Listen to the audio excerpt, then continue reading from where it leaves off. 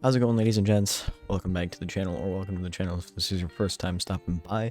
Today, we're going to be going over my OBS settings. And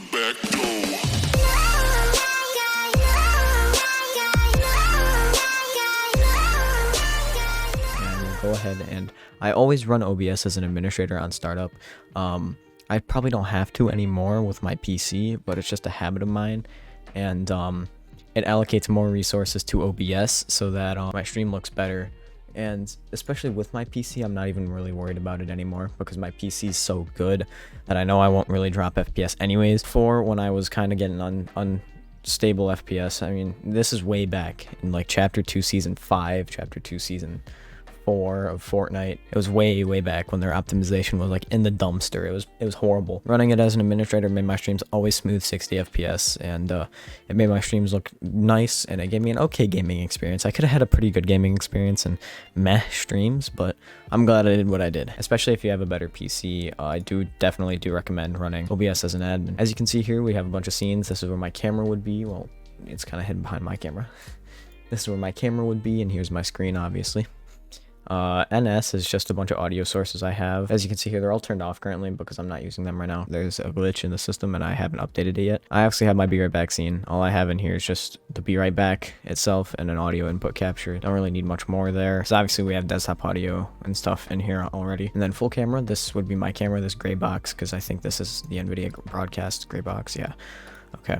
So this would just be where my camera's at normally, and then I have audio input, audio output. I probably don't need an audio output for my full cam, but you know, it is what it is. Because especially since I have desktop audio, I'm just gonna go ahead and remove that. And then obviously the audio source. I have the audio source and pretty much everything aside from VRB. Yeah, I have desktop audio, which is what I'm using. And then 75% cam. This is my camera. It's probably less than 75%. It's probably about 40%. And then we have my screen up here. The camera's actually supposed to be up here in the screen right here, but I don't really care. I think I like this better anyway. We go here, and here's my screen again. And in case you guys are wondering what I use for my overlays, as you can see, I have an overlay right here. This one's modified. This one's pretty much stock. I don't have an overlay for this, and this. It's all just browser sources. Streamelements.com. I will put a card up in the top right about now for you guys, and a link in the description. Yeah, so that's pretty much it for my scenes. Then we go into settings. General, I think it's pretty much just stock settings. I don't think I've done anything crazy in here. Stream, I do actually use this. I have my account connected. I might take it off, but it's kind of nice because I can start a stream through OBS without having to go to YouTube at all. Like if I wanted to start streaming right now, all I'd have to do is click this, and then I just click manage broadcast, and I can set up a broadcast or select an existing one. But these are my broadcasts. This is my broadcast in YouTube Live dashboard, which I could use, I guess, but I usually just create a new broadcast. Like as you can see here, you can put in the gaming and everything. You can't put in the game title, so you'd have to go to YouTube for that. Pretty much every setting you want is right here. And so I just use that, and yeah, it works pretty well. You can even schedule it, actually. It works really well. I might disconnect it again and see how I fare with that, but I really do like being able to just open OBS and create a stream from there and not have to do anything crazy through YouTube. Then we go to the output. I use advanced. I recommend all you guys use advanced and copy some form of these settings. Lossless is very big file sizes. I mean, I guess you could use it for streaming. I don't know how that would be. I'll have to test all of these for streaming. That's a video I think I'll do. That'll be fun. I use CBR just because it's basic and it works. CQP, I've never heard of that. VBR, which is variable bitrate, is not super great. And lossless is just a really freaking high bitrate all of the time. I probably would not get all, yeah, I definitely would not get all of the quality out of this with 12.5 kilobits. But that's pretty high. Most people stream at, like, on YouTube, I believe, most people stream at 6. I think that's the Twitch cap as well as 6. I use 12.5 just because it works for me. Getting out of the rate control and stuff, I do use quality preset if you have a lower end system, such as like a Nitro 5 or whatever, or like anything with a 1650, probably a 1660 or lower. Go with either performance or max performance. I don't know what any of these do, but I have a really high-end system and I go with quality anyways. I do not recommend using max quality. It's much negligible, especially on a stream, between quality or even performance. So yeah, I just recommend using quality, performance, or max performance. Profile high, I don't know what that does. Make your max keyframes too. My friend told me this a long time ago, and yeah. And then getting up here, I do 1440p, even though my monitor is 1080, just because that gives me VP9 video in the top right about that right now. but VP9 in short looks a lot better than AVC1, which is what YouTube assigns 1080p and lower, unless you're a big creator. If you have, I think 100,000 subs is the threshold or something stupid, I don't know. It's a weird threshold. It gives you VP09 for 1080p, but I just find that it's easier to not get 100,000 subs and just sit here doing 1440p.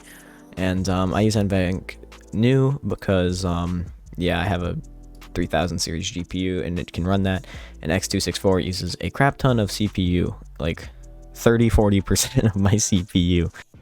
Even with an 8-core 16-thread CPU, I can see that difference in games. Let's get into recording. I just record to my E, which is my 1 TB hard drive. Yeah, nothing special about it. Then we bring this over here and then go to new volume E. You can see here's all of my videos.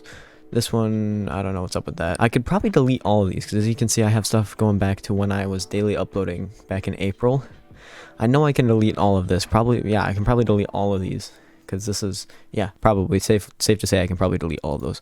But I just have them anyways, and I keep all my videos that I export here and video export stuff. As you can see, I have a butt ton of videos in here ranging back almost a year, over a year now. In here, and then I have my newer videos over the past probably 6 months in here. I think I started it almost exactly, that looks like January 1st. It looks like I started this almost exactly the first day of this year, so that's pretty cool. But yeah, that's just how I have my videos arranged if you guys were interested. And recording pretty much the same, 2560 by 1440 NVENC new 30,000 kilobits I used to record. I used to use 60K. I mean, I could probably go back up to 60K, but I render in Premiere at 30K anyways. So that's just how I do it now. I don't know. I'll probably end up going back up to 60K and trying higher quality renders, but that just makes the file size so big and it takes so long to upload. I think 30K is where it's at for me, at least, especially since it's actually 1080p and not 1440 like you see here. But once again, quality, profile high. I'll probably go down to performance for streaming just because it's a stream and it's all getting super duper compressed anyways to be live. And profile's still high, and my B frames are 2. But yeah. And audio track, I don't cover audio track just because it's like, I don't know what that is. I mean, I know what an audio track is, but it's I just have it as default. And then all this is still 160 except for this. I don't know why that's 224, but you know what? I don't use 5 audio tracks, so I'm fine. Then replay buffer, I don't have that on. That's just pretty much like Nvidia Shadow Play, where if we go here, you can see I have instant replay. It can record like the last 30 seconds or whatever. Then audio, 48 kilohertz. It comes in 41.1 or 44.1 standard. I switch it to 48 just because it's better. Stereo, obviously, because I have a stereo setup, and mono would be either the left ear or the right ear. So stereo just goes in both ears, which is nice, and nothing fancy in here. This is all just stock aside from this, which I just made 48. And then video, as you can see, my monitor is 1080p, and in order to show you guys better, I'll just open up the Nvidia control panel for you guys. Oh wow, that's really freaking bright. Alright, anyways, as you can see here, we're at 1080p, 165 hertz. I use 59.94, I don't know why I just don't use 60. I mean, that's, to be realistic, those look exactly the same. And as you can see here, I have a 1080p base, which is my monitor resolution, and I upscale to 1440, so that's why I use Landscope. It has sharpened scaling and 36 samples, meaning it has more than bicubic, which only has 16. I don't know if that's good or not, but I assume it's better, so I just use it. Hotkeys, I have them all keyed to my numpad over here so that I can switch scenes pretty easily. If we go here, you can see if I go 0, there's my screen. If I go 1, there's 75%. 2, I do full cam. 3, it's BRB. I don't think I have, and I have 5 keyed to mute my mic in Discord. Anyways, let's get back into the settings. And in advanced, I think this is all pretty much stock. I have color range full just because it gives me more colors. And color space 709. It should be sRGB, I think. I usually use sRGB. I didn't notice it was on 709. But this is all stock, I believe. Yeah, I think that's all stock. That's my OBS settings. I hope you guys found this video useful. If you did, throw a thumbs up on it, share it, and subscribe. That's it for me for tonight. And yeah, see you guys in the next one. Also, if I missed anything, feel free to comment down below, and I will be sure to get that information to you.